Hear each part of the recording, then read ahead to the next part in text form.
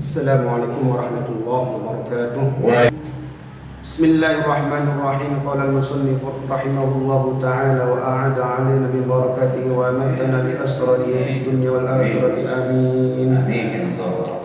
Bismillahirrahmanirrahim. Dzakarna fi ma taqaddama anna al-hayata al-barzakhiyyata hayatun haqiqiyyatun. Kita sudah tahu sebelumnya bahwa kehidupan alam barzakh itu nyata. Alam barzakh adalah alam setelah kehidupan di dunia ini. Jadi manusia itu ada hidup dalam beberapa fase. Pertama adalah alam janin. Di dalam perut ibu itu sudah ada kehidupan itu.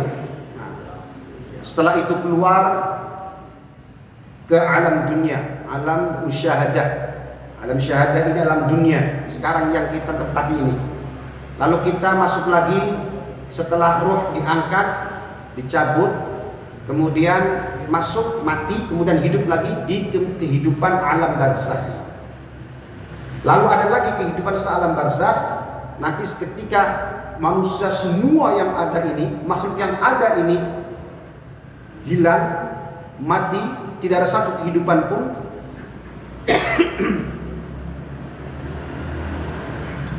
Kullu man 'alaiha fan wa yabqa wajhu rabbika dzil jalali wal ikram. Semua binasa, semua rusak. Kullu man 'alaiha fan wa yabqa wajhu rabbika dzil jalali wal ikram. Hanya Allah yang tersisa kemudian. Setelah itu kemudian dibangkitkan lagi menuju kehidupan alam selanjutnya, yaitu alam akhirah, alam mahsyar, di mana manusia akan dikumpulkan di sana untuk melaksanakan proses penungguan hisab, mizan, timbangan, kemudian sirat. Lalu apakah seseorang dimasukkan Allah ke dalam surga atau di neraka, itu endingnya. Jadi nanti tahapan-tahapan itu 40 tahun lamanya kita menunggu di padang mahsyar. 40 tahun hitungan akhirat, Pak, bukan hitungan dunia. Konon katanya 1 menit akhir itu 1000 tahun di dunia ini. 1 menit 1000 tahun. Ya kayak apa gitu?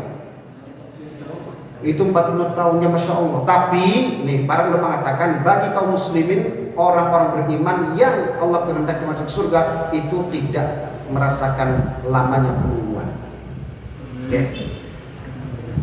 Nah, itu endingnya nanti hanya ada 2 tempat, neraka ataupun surga. Jadi kita ini dari alam janin, alam syahadah, alam barzakh, alam mahsyar. Dah, setelah itu masuk surga atau neraka nantinya. Semoga kita semua diselamatkan Allah dari neraka dan Allah masukkan kita semua dalam surga. Kita ketemu sekarang bersama-sama di majelis ini, mudah-mudahan ketemu juga di majelis nanti, di majelis surga. Nanti saling membantu mengurat ya. Bapak mungkin lebih ikhlas daripada saya, lebih soleh daripada saya, lebih artinya lebih tenteram, lebih bagus, lebih soleh, mungkin lebih dulu-duluan masuk surganya. Insyaallah. Insyaallah. Karena nanti yang datang kepada Allah yang selamat itu hati yang bersih.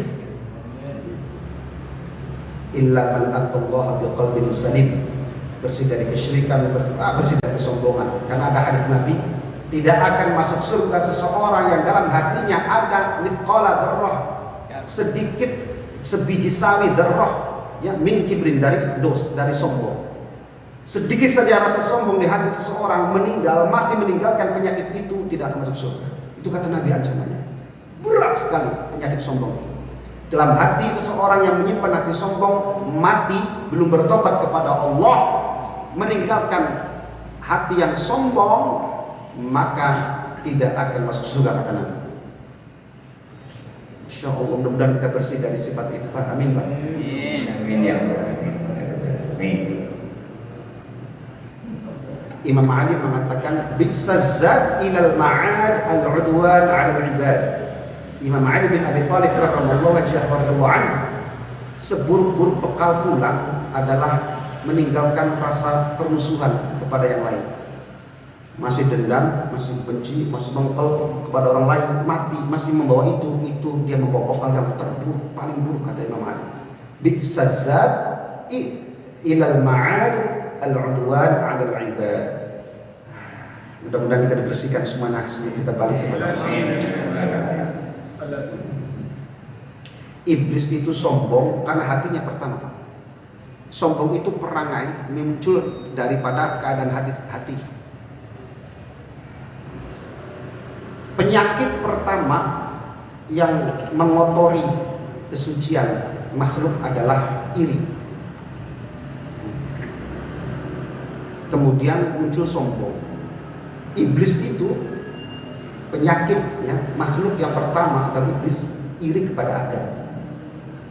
Ya, iri, kemudian timbul sombong. Dari keadaan hati yang busuk itu timbul sombong. Sombongnya ketika dia tidak mau bersujud. Sombong itu keluar karena dari hati.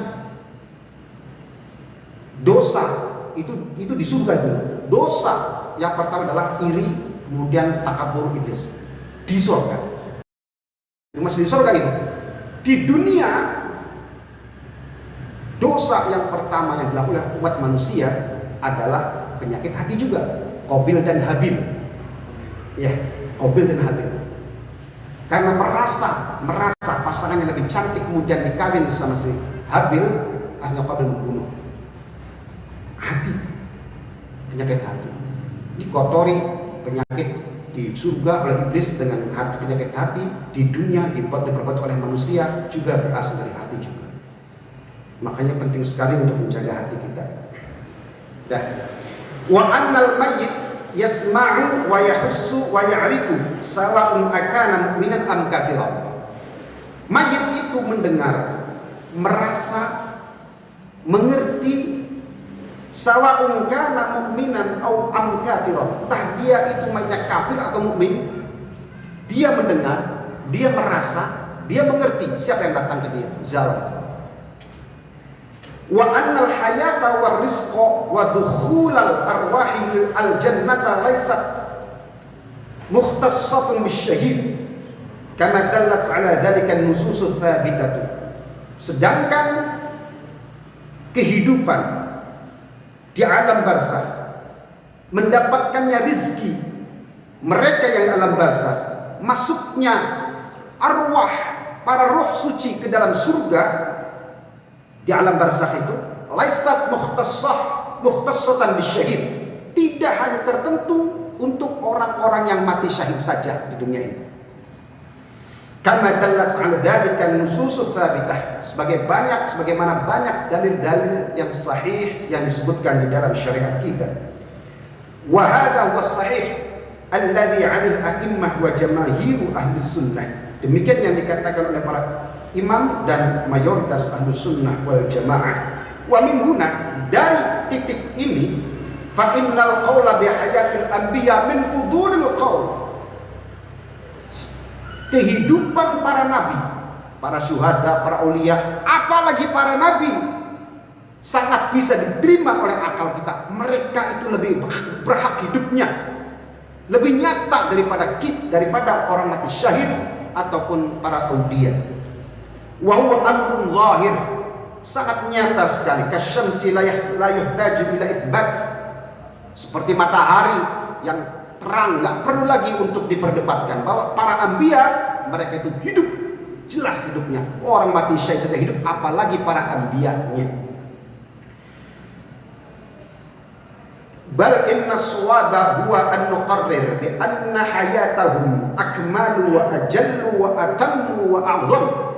Bahkan bisa kita tekankan bahwa kehidupan para nabi di alam barzakh itu lebih sempurna, lebih agung, lebih hebat, lebih dahsyat lagi kehidupan mereka di alam barzakh.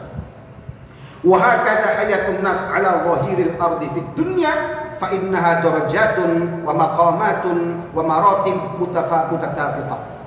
Sebagaimana orang-orang di alam barzakh, mereka punya tingkatan, punya maqamat, punya derajat.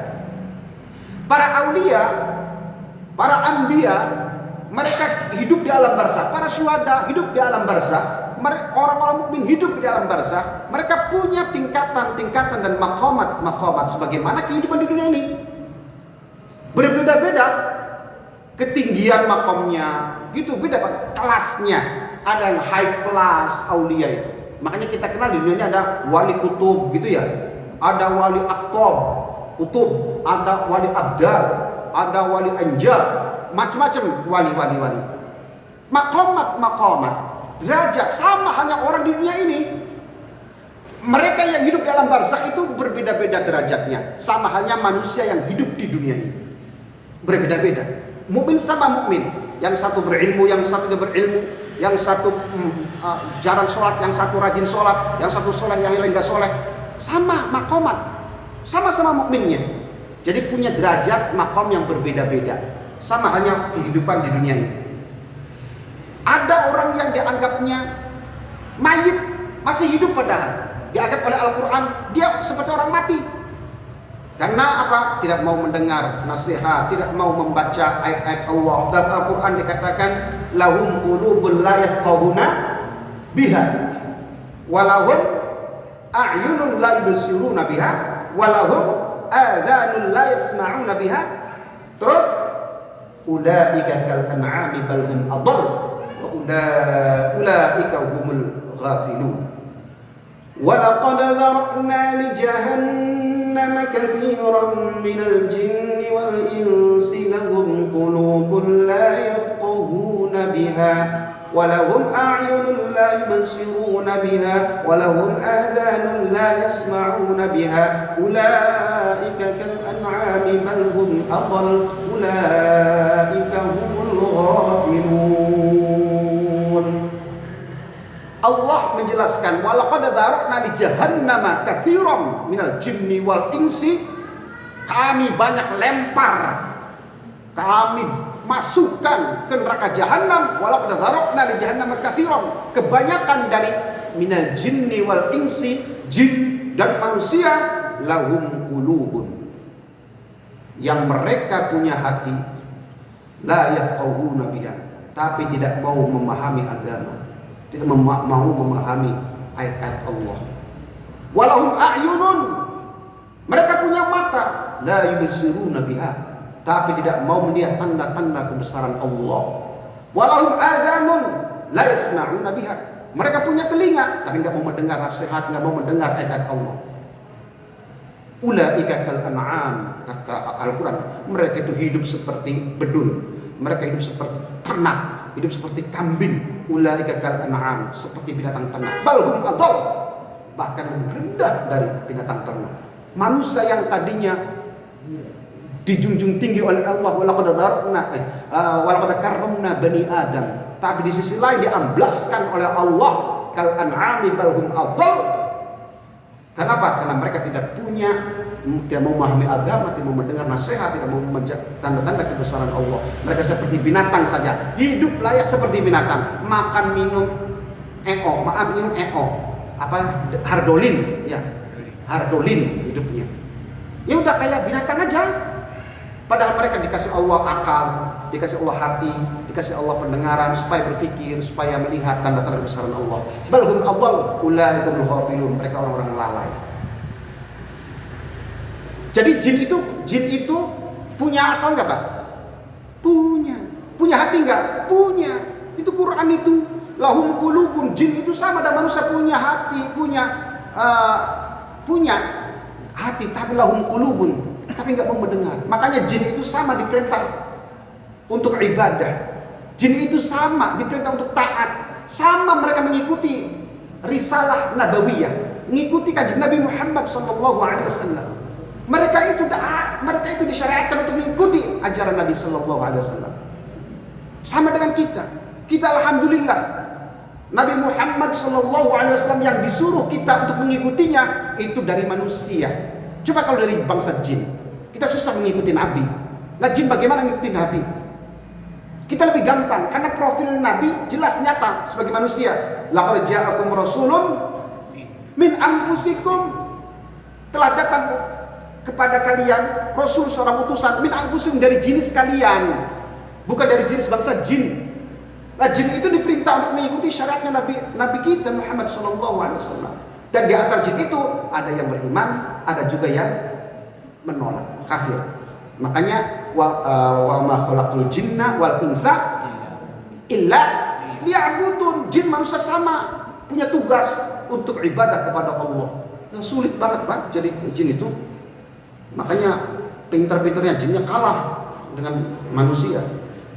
Dibuktikan dulu ketika Nabi Sulaiman memindahkan istana Balqis, jin gak mampu, kalah sama manusia. Dan Al-Quran itu kan jelas itu Abdullah, dijuluki hambanya Allah. Lupa namanya siapa? Saya pernah sampaikan itu. Jinnya, udah sebelum kau duduk, Nabi Sulaiman berdiri di tempat dudukmu, aku sudah ada di depan, kata Ifrit kan, di depan sudah ada istana Balqis.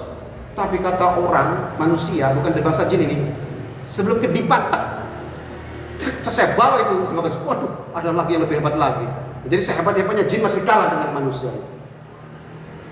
Makanya jangan takut sama jin, jin itu takut sama kita. Kitanya takut sama jin. Aku ketemu gluk, kita lari, jinnya lari juga. Sama-sama takut. Dah. Wa minhum alladzina qala fihim, ada lagi manusia di dunia ini berbeda-beda sebagaimana kehidupan dalam barzakh nanti. Mereka yang hidupnya itu tidak pernah merasa susah, tidak merasa gelisah, tidak merasa takut, tidak pernah merasa khawatir. Mereka para wali-wali Allah.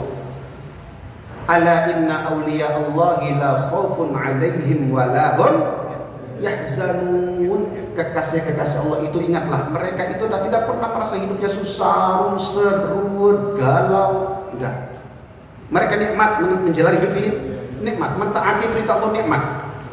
Kenapa? Karena dia ikhlas menjadi hamba Allah. Jadi ikhlas itu tinggi banget itu. Makanya dalam Al-Quran, ketika iblis akan menyengsarakan umat manusia, kata Allah, illa min ibadiyal mukhlasin, kecuali hamba-hambaku yang ikhlas, yang tidak akan pernah bisa kau sentuh. Ikhlas menjadi hamba Allah, mentaati Allah dengan sepenuh hati, dengan mahabbah, dengan ta'ziman kepada Allah, dengan rasa cinta, rasa mengagungkan kepada Allah, ikhlas apapun. Ngaji nikmat itu, sholat nikmat, senang aja, taat senang, ikhlas. Makanya ada muslim, mukmin, muhsin, terakhir adalah mukhlis. Iman, Islam, ihsan dan ikhlas. Muslim, mukmin, muhsin, mukhlis. Tingkatan manusia tertinggi adalah mukhlis, yang Allah jamin dalam Al-Quran tidak bisa disentuh oleh iblis. Illa min ibadil mukhlasin. Nah, ini para aulia ini, sakitnya alhamdulillah, bangkrutnya alhamdulillah. Kita kan innalillah semua itu. Sakitnya innalillah, bangkrutnya innalillah. Kalau mereka alhamdulillah, alhamdulillah, masih disayang Allah, diingetin oleh Allah, masya Allah, masih dipedulikan oleh Allah. Sakitnya ngerasa dia ya Allah Gusti, engkau masih memberikan aku sakit, masih dieling-eling pangeran. Ngerti dieling-eling? Dieling-eling. Sunda eling-eling ya? Diperhatikan. Ya Allah, terima kasih Gusti, aku masih diperhatikan olehmu ya Allah. Dari sekian miliar manusia ini, engkau masih perhatian ke aku ya Allah. Di masa itu, alhamdulillah Gusti, terima kasih. Makanya idza ahabballahu al-ibada labtalahu, kata Nabi. Bisa jadi sakit itu idza ahabballahu al-ibad, kata Nabi, ketika Allah sedang mencintai hambanya, labtalah, Allah kasih dia musibah. Itu lagi senang, itu Allah lagi cinta, lagi diingatkan, lagi dikembalikan ke Allah supaya tawajjuh kepada Allah. Enggak dibiarin itu. Biasanya orang kalau dibiarin, lupa lah. Sehat terus, lupa Allah itu. Sugih terus, lupa Allah. Tapi ketika tak ada ruginya, tak dibangkrutkan. Ya Allah, ya Allah, ya Allah, kenapa ya Allah, ya panggilnya Allah, ya Allah, kenapa jadi ya Allah, diingatkan kepada Allah. Ketika sakit, masya Allah, ya Allah, sakit gini Gusti, ya Allah, Allah lagi dipanggil-panggil, ayo, diingatkan Allah. Coba kalau lagi bisa sehat, Allah, macam-macam. Omongan gak terkontrol, ya, kata-kata kotor sering keluar. Tapi ketika sakit, gusinya melembung, giginya sakit cenut-cenut, boro-boro ngomong, Allah, semua diingatkan kepada Allah. Jadi ada sisi baiknya dan itu Allah sedang mencintainya. So, hati-hati Pak, orang berdoa tiap malam minta ini minta itu tidak dikabul-kabul. Itu bisa jadi bentuk cinta Allah kepada kita yang doa terus tapi tidak dikabul-kabul tuh. Masya Allah. Allah tuh senang kalau diminta, Allah senang kalau kita maju, Allah senang kalau kita menghadapnya, Allah senang kalau kita memohon kepadanya, datang kepadanya, senang banget. Allahu yaghdabu in tarakta su'alahu wa baniyu adama yaghdabu hina yus'al. Makanya ud'uni astajib lakum. Wa idza salaka ibadi anni fa inni qarib. Allah senang kalau diminta, sering diminta tambah senang. Enggak kayak manusia. Kalau Allah sering diminta itu senang. Kebalikannya manusia, kalau sering diminta yang gak senang. Allahu yaghdabu, Allah marah, Allah murka in tarakta su'alah, kalau kita gak pernah datang kepadanya. Makanya datang terus, Allah senang. Nah, orang ini tahajud tiap malam, nangis, ngerengek-ngerengek, minta hajatnya dikabulkan. Allah karena senang, Allah tahan dulu.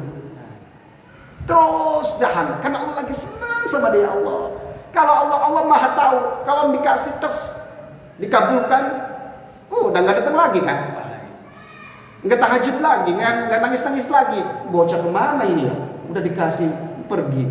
Jadi makanya Allah lagi senang, biarin aja supaya datang tiap malam. Allah. Jadi kita itu kalau lagi dicoba tidak dikabul-kabul, itu bukan karena Allah tuh pelit amat, Balarang sudah nangis tiap malam, tapi masih begini baik hidupku. Pak, Masya Allah, itu rahasia. Itu Allah lagi senang. Bisa jadi kalau kita nggak langsung dikasih oleh Allah, dikabulkan, kita nggak mau datang, udah bebas, sudah dapat, udah dikabulkan, nggak datang lagi. Allahnya kangen lah tuh. Nah, ada lagi para wali-wali Allah yang memang hidupnya sangat-sangat tidak pernah merasakan kesusahan. Adanya, ketiadaannya biasa baik.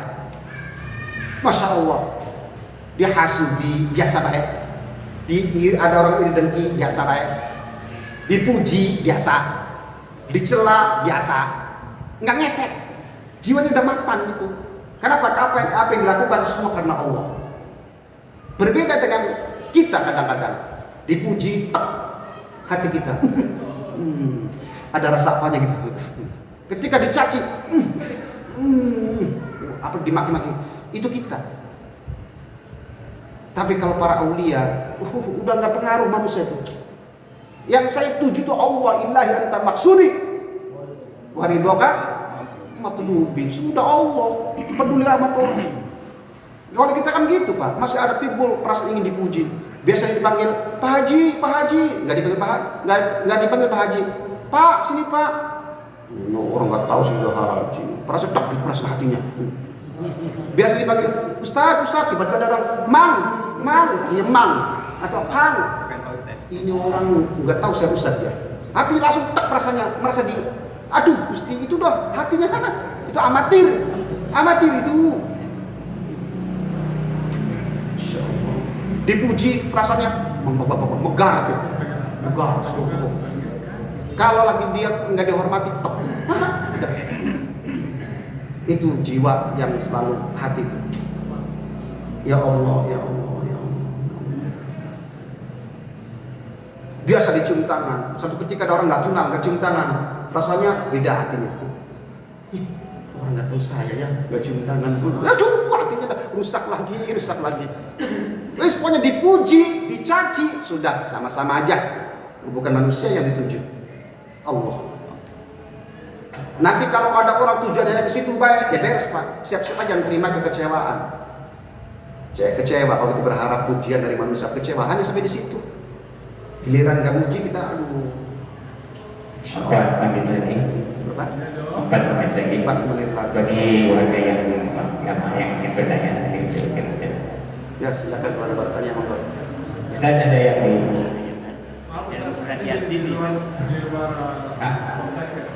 sebentar, ini sama ya. Ini dulu apa ini dulu? Monggo. Assalamualaikum warahmatullahi wabarakatuh. Waalaikumsalam. Kontaknya Pak Ustaz.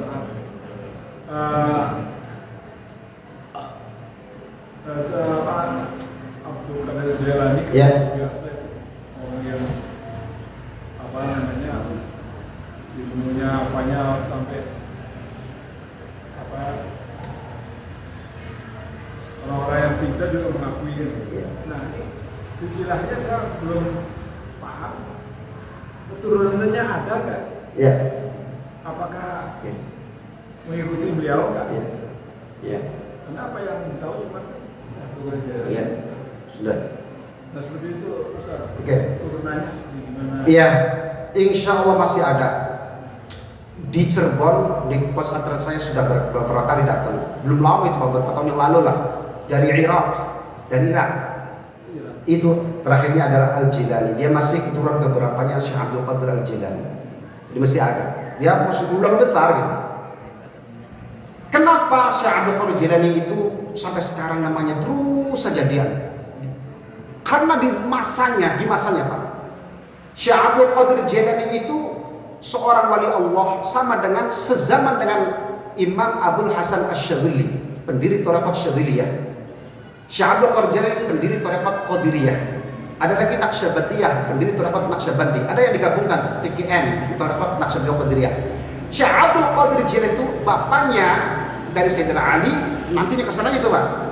Ibunya juga sampai ke sana. Jadi memang Sayyid beliau. Wah, saya pernah menulis soalnya dan menulis tentang Syekh Abdul Qadir Jilani, riwayatnya, turunannya.